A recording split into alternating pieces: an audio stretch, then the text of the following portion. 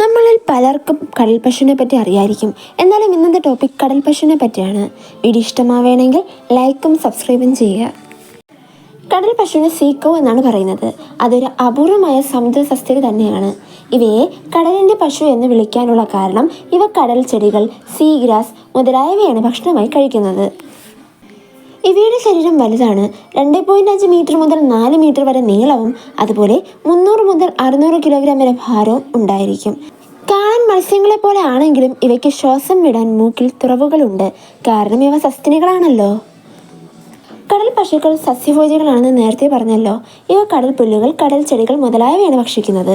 ഒരു ദിവസം ഇവ തൻ്റെ ശരീരത്തിൻ്റെ 10% വരെ കടൽ പുല്ല് കഴിക്കുന്നു. വളരെ ശാന്ത സ്വഭാവമാണ് ഇവയ്ക്ക്. മനുഷ്യർക്ക് ഹാനികരമല്ല. വെള്ളത്തിൻ്റെ അടിത്തട്ടിലാണ് കാണപ്പെടുന്നത്. ചെറിയ ശബ്ദങ്ങൾ, വിസിൽ പോലുള്ള ശബ്ദങ്ങൾ ഉണ്ടാക്കിയാണ് ഇവ ആശയവിനിമയം നടത്തുന്നത്. ഇവ പ്രധാനമായും ഇന്ത്യൻ മഹാസമുദ്രം, പസഫിക് സമുദ്രം, കരീബിയൻ കടൽ എന്നിവിടങ്ങളിലാണ് കാണുന്നത്. ഇവയുടെ ജീവകാലം 60 വർഷം വരെ ആയിരിക്കും. കുഞ്ഞുങ്ങളെ പാലൂട്ടി വളർത്തുന്നവയാണിവ.